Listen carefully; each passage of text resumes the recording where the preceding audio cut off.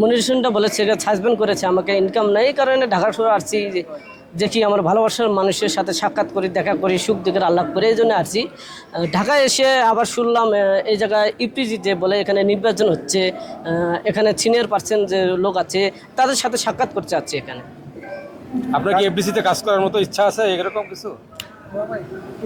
আসলে ওইরকম কাজ করার ইচ্ছা বলতে আমি যেহেতু বাংলাদেশের যে চরাঞ্চল নিয়ে কাজ করি, চরাঞ্চল নিয়ে আমি ভিডিও করি, দরিদ্র এলাকার নিয়ে কৃষি জমি ভেঙে যায় ওইসব নিয়ে আমি ভিডিও করি। আমার ভালোবাসার মানুষে এবং দেশের ভালোবাসার মানুষ, বাইরে ভালোবাসার যে মানুষগুলো আছে, দেশের কোনায় কোনায় ভালোবাসার মানুষের যে দেশের বাইরে যে সমস্যাগুলো আছে সবার মাঝে আমি আমার ভিডিওর মাধ্যমে পৌঁছে দিতে চাই।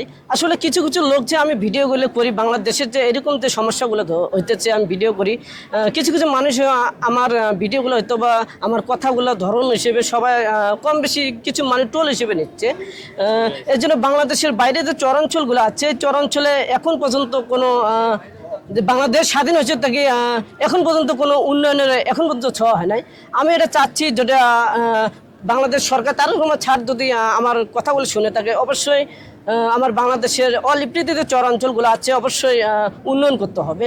তার কারণ আমরা বাংলাদেশ স্বাধীনের পর থেকে চরাঞ্চলগুলো কোনো উন্নয়নের ছোঁয়া পায় নাই, কোনো নদী এখনো বান্ধা হয় নাই। যেগুলো নদী আছে শহরের কাছাকাছি ওইগুলো নদী বান্ধা হয়, শহরের বাইরে যে চরাঞ্চলগুলো আছে ওই চরাঞ্চলগুলো এখন পর্যন্ত কোনায় কোনায় যে চরাঞ্চল আছে বাংলাদেশে এখন পর্যন্ত কাজ করা হয় নাই। সেটা কাজ করার জন্য আমি বিশেষভাবে অনুরোধ করি।